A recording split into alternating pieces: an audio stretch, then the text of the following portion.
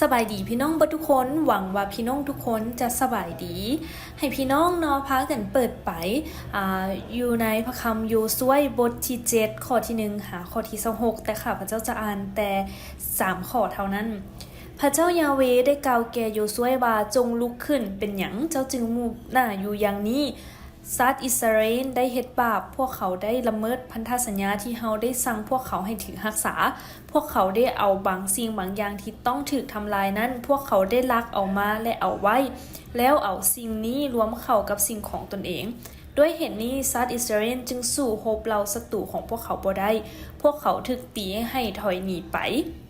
ก็ย้อนมาพวกเขาเป็นฝ่ายที่ต้องถูกทำลายเฮาจะบ่อยู่กับพวกเจ้าต่อไปจนกว่าพวกเจ้าจะทำลายสิ่งของที่เฮาห้ามบ่ให้เอานั้นจงลุกขึ้นไปเฮ็ดพิธีสำระประชาชนให้บริสุทธิ์และเตรียมพวกเขาให้พร้อมที่จะเข้ามาพบเฮาจงบอกพวกเขาให้เตรียมพร้อมในมื้ออื่นเพราะพระเจ้ายาเวห์พระเจ้าของสัตว์อิสราเอลกล่าวดังนี้สัตว์อิสราเอลเอ๋ยพวกเจ้าได้ลักเอาบางสิ่งบางอย่างที่เฮาได้สั่งให้ทำลายนั้นมาเป็นของตนพวกเจ้าจะสู้รบเราศัตรูบ่ได้จนกว่าพวกเจ้าจะทำลายสิ่งเหล่านั้นเสียร่วมใจกันอธิษฐานโมทนาสรรเสริญพระคุณของพระเจ้าพระบิดาเจ้าค่ะขอบคุณพระองค์สำหรับถ้อยคำของพระองค์ในมื้อนี้ขอพระเจ้าเปิดตาใจพวกลูกให้ได้ยินเสียงของพระเจ้าด้วยอธิษฐานในนามยิ่งใหญ่ขององค์พระเยซูคริสต์เจ้าเอเมนค่ะพระเจ้ามีคำถามพี่น้องที่อยากถามพี่น้องเคยมีประสบการณ์ที่เฮาลักเฮ็ดอันใดอันหนึ่งบ่อาจจะเป็นว่าการที่เฮาไปซื้อเครื่องออนไลน์แล้วเฮาบ่บอกสามีของเฮาหรือภรรยาของเฮาหรือว่าเป็นพ่อแม่ของเฮาแต่มื้อนึงเฮาก็ถูกจับได้เฮาคิดว่าสิ่งนั้นคือแบบบ่มีคนฮู้แล้วนะแต่ท้ายที่สุดก็ยังมีคนฮู้อยู่ซึ่งว่าเส้นเดียวกันกับเรื่องราวที่ว่าอาการเนาะได้เฮ็ดผิดบาปซึ่งเราคิดว่าการที่เราเฮ็ดสิ่งนี้มันจะบ่มีคนฮู้แต่สุดท้ายแล้วก็มีคนฮู้ซึ่งว่าในพระคัมภีร์ปึ้มโยซูวนี่เนาะแม่นเป็นผู้โยซูวมันเป็นผู้นำที่สืบต่อจากโมเสสหลังจากที่ว่านำพาประชาชนออกจากอียิปต์และไปอยู่ในถิ่นแห่งแล้งกันดารและตอนนี้มันโยซูวที่ว่าจะได้นำพาประชาชนเนาะเข้ายึดครองดินแดนกานาอันหรือว่าดินแดนพันธสัญญาที่พระเจ้าได้จัดเตรียมไว้ให้พวกเขาและตอนนี้มันพวกเขาสามารถยึดครองเยริโคได้แล้วแต่ว่าพวกเขากำลังจะไปยึดอีกเมืองนึงแต่ว่าไปยึดบ่ได้เพราะว่ามีคนใดคนหนึ่งในนั้นเฮ็ดผิดบาปซึ่งมาอยู่ในบทที่7นี่แม่นเว้าถึงการกระทำผิดของคนใดคนหนึ่งเนาะนั่นก็คืออาการและ3อย่างที่ข้าพเจ้าอยากให้พี่น้องเอากลับบ้านนั่นก็คือพระเจ้าบ่ยอมรับความบาปคือในข้อที่10หาข้อที่11เฮาจะเห็นว่าพระเจ้ายาเวห์ได้กล่าวแก่โยซูวว่าจงลุกขึ้นเป็นหยังเจ้าจึงมุ่งหน้าอยู่อย่างนี้สัตว์อิสราเอลได้เฮ็ดบาปพวกเขาได้ละเมิดพันธสัญญาที่เฮาได้สั่งพวกเขาให้ถือรักษาพวกเขาได้เอาบางสิ่งบางอย่างที่ต้องถูกทำลายนั้นพวกเขาได้ลักเอามาและเอาไว้แล้วเอาสิ่งเหล่านี้รวมเข้ากับสิ่งของตนเองโยซูวได้ส่งคนไปโจมตีเมืองอาอีเนาะก็คือแต่ว่าโจมตีบ่ได้เราเลยนั่งเสียใจและถามพระเจ้าว่าเป็นหยังพระเจ้าคือพระเจ้าได้ให้พันธสัญญาแล้วนะว่าจะให้ยึดครองเมืองกานาอันและก็เมืองที่อ้อมแอมแถวนั้นแต่ว่าเป็นหยังบัดนี้คือสิไปยึดเมืองอาอีแต่ว่าพวกเขามีกำลังที่เหนือกว่าแต่พระเจ้าได้กล่าวกับเราในข้อที่10ว่าลุกขึ้นซึ่งมาอยู่ในนี่เนาะคำว่าลุกขึ้นมันมี2ความหมายก็คือตามวัฒนธรรมในสมัยนั้นแล้วคำว่าลุกขึ้นมัน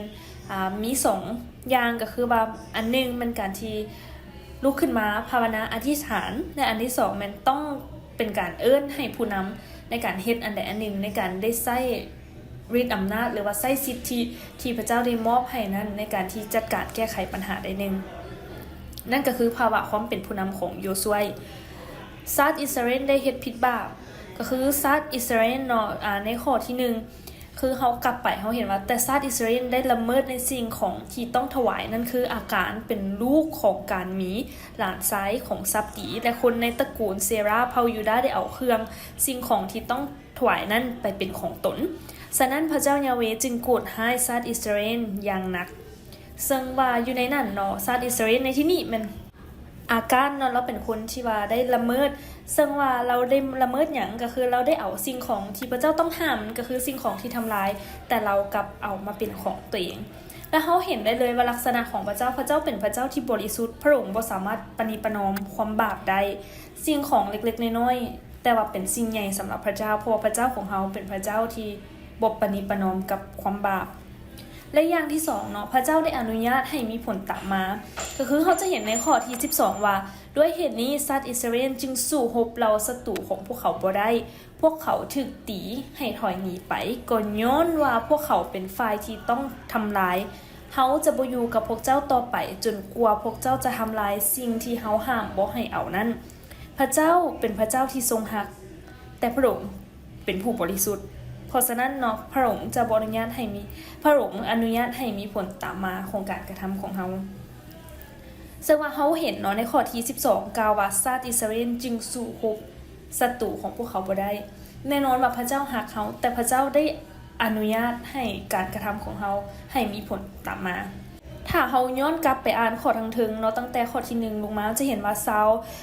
เนี่ยได้ขับไล่ชาวอิสราเอลออกจากประตูเมืองให้ถอยหนีไปจนถึงเซราบาริมและฆ่าพวกเขาตามเนินภูประมาณ36คนเมื่อเป็นเช่นนี้เนาะชาติอิสราเอลจึงเสียขวัญและย่านกลัว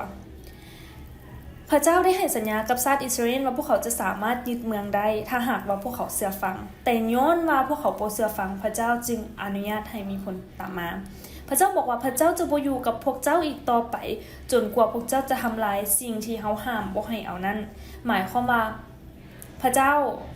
จะบ่อยู่กับความผิดบาปหรือว่าการทรงสถิตของพระองค์นั้นจะบ่อยู่ถ้าหากว่าพวกเขายังสืบต่อในการที่จะเฮ็ดบาปถ้าบ่มีการกลับใจพระเจ้ามีมาตรฐานความบริสุทธิ์ของพระองค์และพระเจ้าได้อนุญาตให้ผลที่เกิดย้อนการกระทำของเฮาและอันสุดท้ายเนาะแต่ว่ามีข่าวดีคือพระเจ้าให้โอกาสเฮาในการกลับใจคือในข้อที่13มาบอกว่าจงลุกขึ้นไปเฮ็ดพิธีสำละประชาชนให้บริสุทธิ์และเตรียมพวกเขาให้พร้อมที่จะเข้ามาพบเฮาจงบอกพวกเขาให้เตรียมพร้อมในมื้ออื่นเพราะว่าพระเจ้ายาเวห์พระเจ้าของชาติอิสราเอลกล่าวดังนี้ว่า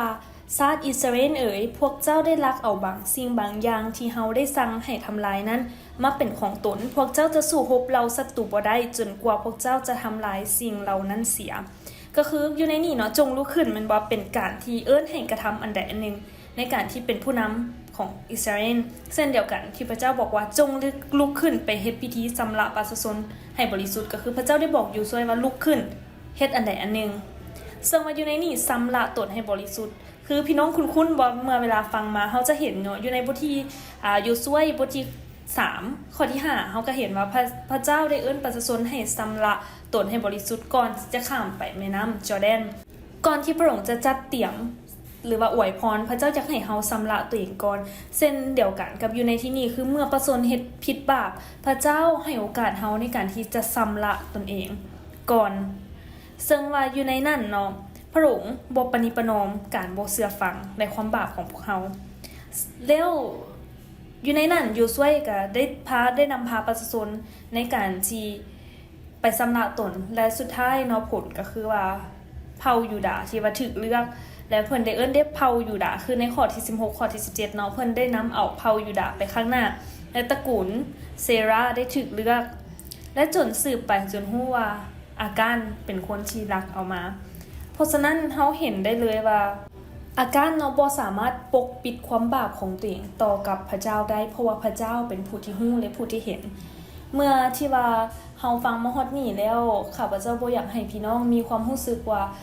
อยากหันหนีต่อพระเจ้าย้อนความผิดบาปของเฮาแต่นี่เป็นสิ่งหนึ่งที่ข้าพเจ้าอยากหนุนใจพี่น้องในการที่จะกลับมาหาองค์พระผู้เป็นเจ้าเลยครับฮู้ว่าพระเจ้าเป็นพระเจ้าผู้ที่ให้อภัยพระเจ้าเป็นพระเจ้าผู้ที่รักเฮาและพระเจ้าเป็นผู้ที่ให้อภัยเฮาเสมอนั่นก็คืออยู่ในโยฮันบทที่37ด้วยว่าพระเจ้าได้ใช้พระบุตรเข้ามาในโลกบ่แม่นเพื่อตัดสินลงโทษมนุษย์โลกแต่เพื่อมนุษย์โลกจะได้พ้นด้วยพระบุตรนั้นเฮาสามารถกลับใจและยอมจำนนชีวิตของเฮาให้กับพระเจ้าในทุกๆมื้อสำละตนเองอธิษฐานและให้พระเจ้าได้ให้อภัยพวกเฮาในทุกๆมื้อร่วมใจกันอธิษฐานพระเจ้าพระบิดาเจ้าค่ะขอบคุณพระองค์สำหรับถ้อยคำในมื้อนี้ที่พวกลูกฮู้แล้วว่าพวกลูกบ่สามารถหลบหนีจากพระองค์ได้พวกลูกบ่สามารถปิดบังความผิดของพระเจ้าได้และลูกอธิษฐานพระบิดาเจ้าค่ะขอพระเจ้าได้เปิดเผยได้ช่วยพวกลูกในการที่จะน้อมจำนวนให้กับพระเจ้าในทุกๆมื้อด้วยอธิษฐานในนามยิ่งใหญ่ของพระเยซูคริสต์เจ้าอาเมน